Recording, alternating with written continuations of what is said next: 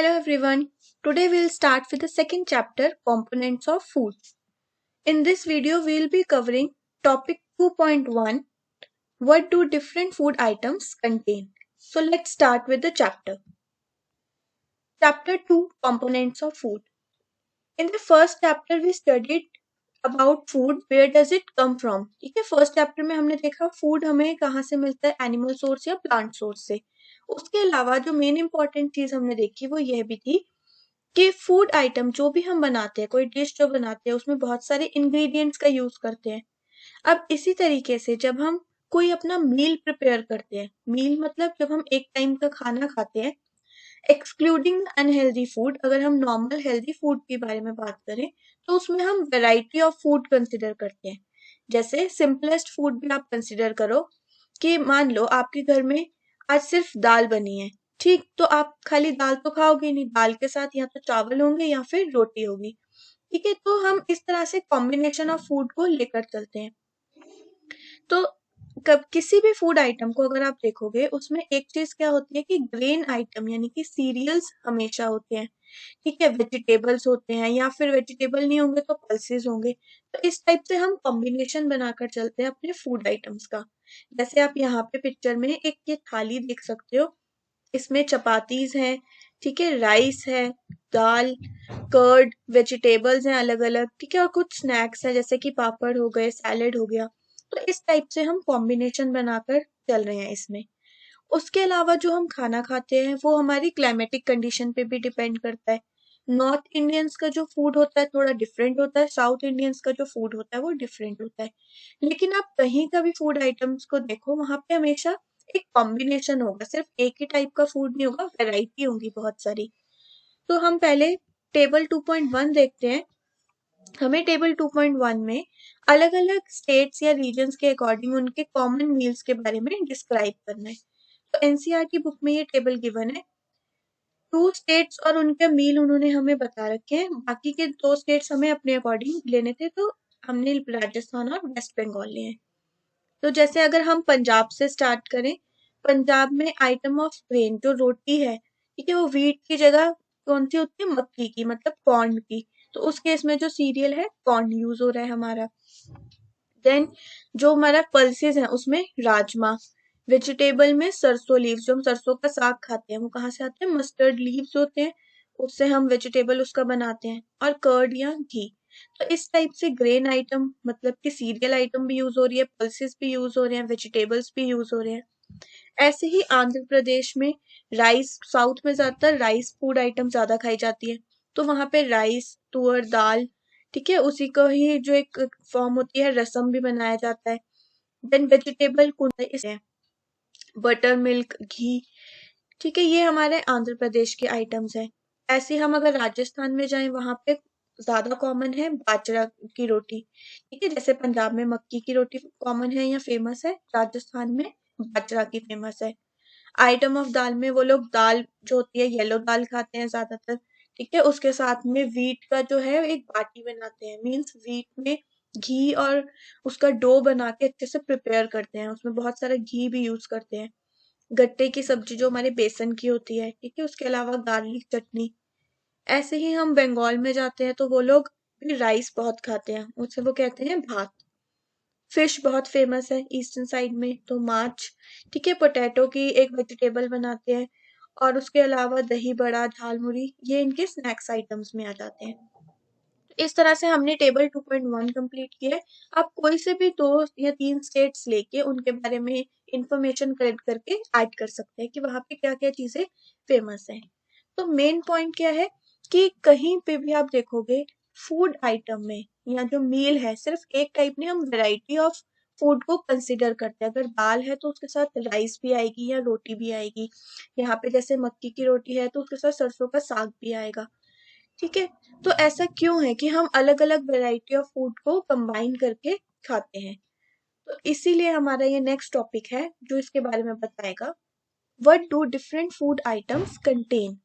हर food item में अलग अलग चीजें होती है, तो ऐसी क्या चीजें होती है कि हमें सबको कंज्यूम करना चाहिए. ठीक है, now we know that each dish is made up of one और मोर इंग्रेडिएंट्स. एक या एक से ज्यादा इंग्रेडिएंट से कोई भी डिश बनती है. ठीक है। और हर इंग्रेडिएंट में जो कंपोनेंट्स होते हैं उसकी रिक्वायरमेंट होती है हमारी बॉडी को, और उन कंपोनेंट्स को हम न्यूट्रिएंट्स कहते हैं। ठीक है। किसी में मिनरल्स ज्यादा होते हैं, किसी फूड आइटम के अंदर जो है फैट ज्यादा होता है, किसी में प्रोटीन ज्यादा होता है, तो इसीलिए हम एक ही फूड आइटम पे डिपेंडेंट नहीं रह पाते हैं। तो ये सब जो होते हैं ना, protein, fat, minerals and all, इन्हें हम न्यूट्रिएंट्स कहते हैं। इनका हमारी बॉडी में बहुत इंपॉर्टेंट रोल होता है। अलग अलग तरह से ये हेल्प करते हैं हमारी बॉडी को ग्रो करने में। ठीक है। हर न्यूट्रिएंट का अपना एक एडवांटेज है, अपना एक रोल है। तो बेसिक हमने 5 कैटेगरीज में डिवाइड करे हैं nutrients: carbohydrate, fats, proteins, vitamins and minerals. ये हमारे मेजर न्यूट्रिएंट्स होते हैं। ठीक है। ये बहुत इंपॉर्टेंट है। मेजर न्यूट्रिएंट्स कौन से हमारे? Carbohydrates, fats, proteins, vitamins and minerals. इसके अलावा हमारी बॉडी को वाटर भी बहुत जरूरी है हमारी बॉडी के लिए, और डाइटरी फाइबर भी। इनके बारे में हम आगे पढ़ेंगे कि डाइटरी फाइबर क्या होता है। So these are the major nutrients. अब हम चलते हैं कि हम कैसे देख सकते हैं हमारे किस फूड आइटम में कौन सा न्यूट्रिएंट प्रेजेंट है। तो कुछ कॉमन न्यूट्रिएंट्स के लिए हमारे पास टेस्ट अवेलेबल है। जैसे कार्बोहाइड्रेट के लिए स्टार्च टेस्ट होता है। ठीक है। क्योंकि जो कॉमन फॉर्म होती है कार्बोहाइड्रेट की, वो स्टार्च और शुगर होती है, जो हमारे फूड में हमें बहुत इजीली अवेलेबल होती है। तो स्टार्च के लिए कैसा टेस्ट होता है? अगर हम केमिकल टेस्ट की बात करें तो उसके लिए आपको आयोडीन सोल्यूशन चाहिए होगा। देखो, आयोडीन सोल्यूशन थोड़ा इस तरह से होता है, ब्राउनिश से कलर का होता है। ठीक है। आयोडीन सोल्यूशन चाहिए होगा। अब जिस फूड आइटम को हमें चेक करना है कि उसके अंदर कार्बोहाइड्रेट प्रेजेंट है या नहीं, उस फूड आइटम को हम लेंगे, उसके ऊपर आयोडीन सोल्यूशन की 1-2 ड्रॉप्स डाल देंगे। अगर सोल्यूशन उस फूड आइटम का कलर ब्लू ब्लैक कलर में चेंज हो जाता है थोड़ा सा, तो इसका मतलब वहां पे स्टार्च प्रेजेंट है। जैसे आप यहाँ पे पिक्चर्स देख सकते हैं। देखो, ये ब्रेड का पीस है। ब्रेड पीस पे उन्होंने 1-2 ड्रॉप ऑफ आयोडीन डाला, तो जहां ड्रॉप डाला था वो कलर ब्लैक हो गया हमारा। तो ये जो है हमारा, इसके अंदर स्टार्च प्रेजेंट है। ऐसे ही चीज पे डाला, यहाँ पे ब्लैक नहीं हुआ, तो इस केस में स्टार्च प्रेजेंट नहीं है। तो इस तरीके से हम स्टार्च की प्रेजेंस चेक कर सकते हैं। तो इस तरीके से हम स्टार्च की जो है और कार्बोहाइड्रेट की जो है प्रेजेंस चेक कर सकते हैं फूड आइटम में केमिकली। नेक्स्ट जो है, प्रोटीन्स के लिए हम कैसे टेस्ट कर सकते हैं? प्रोटीन्स के लिए हमें कॉपर सल्फेट सोल्यूशन चाहिए होगा और कॉस्टिक सोडा का सोल्यूशन चाहिए होगा। ये जो भी इन्होंने टेस्ट बताए हैं एनसीईआरटी बुक में, ये अब जैसे कि आप घर पे हैं, घर पे तो आप नहीं कर सकते हैं, पर स्कूल में लैब में आप ये खुद चेक कर सकते हैं। तो इसके लिए आपको copper sulphate and caustic soda चाहिए होगा। इसके लिए जो भी आपका फूड सैंपल है जिसमें आपको प्रेजेंस चेक करनी है, उसको पहले अच्छे से पेस्ट फॉर्म में ले आओ। अगर वो लिक्विड फॉर्म में है तो ठीक है, अगर वो सॉलिड फॉर्म में है तो उसे अच्छे से ग्राइंड करना पड़ेगा, थोड़ा पेस्ट फॉर्म में लेके आना पड़ेगा। और वाटर की हेल्प से हम कर सकते हैं। उसमें थोड़े 10 ड्रॉप्स ऑफ वाटर डाले और फिर अच्छे से शेक कर दिया टेस्ट ट्यूब को। ठीक है। जैसे आप यहाँ फर्स्ट पिक्चर में भी देख सकते हो। तो ये हमारा फूड आइटम है, इसे अच्छे से ग्राइंड करा, 10 ड्रॉप्स ऑफ वाटर डाले और शेक कर दिया। इसके बाद हम इसमें 2 ड्रॉप्स डालेंगे कॉपर सल्फेट सोल्यूशन के। ठीक। अब इसके बाद 10 ड्रॉप्स ऑफ कॉस्टिक सोडा। इतना करने के बाद 10 ड्रॉप ऑफ कॉस्टिक सोडा। ठीक है। हमने कॉपर सल्फेट डाला, थोड़ा शेक किया, फिर कॉस्टिक सोडा डाला, उसके 10 ड्रॉप्स। अब इसके बाद शेक करने के बाद हम थोड़ी देर टेस्ट ट्यूब को रख देंगे। अब अगर तो हमारा कलर पर्पल या ऐसा वॉयलेट कलर आ जाता है, तो इसका मतलब उस फूड आइटम में प्रोटीन प्रेजेंट था। अगर नहीं आता है तो प्रोटीन प्रेजेंट नहीं है। ठीक है। तो इस तरीके से हम प्रोटीन्स को चेक कर सकते हैं फूड आइटम में। Next, fats. फैट चेक करने के लिए बहुत इजी है, ये आप घर पे भी कर सकते हो। इसमें आपको कोई केमिकल की जरूरत नहीं है। कोई भी फूड आइटम लो जिसे आप चेक करना चाहते हो, ठीक है, उसको एक पेपर में रखकर अच्छे से क्रश कर दो। ठीक है। उसका थोड़ा सा अमाउंट लो, ठीक है, पेपर में रख के फोल्ड करके या रैप करके उसे अच्छे से क्रश कर दो।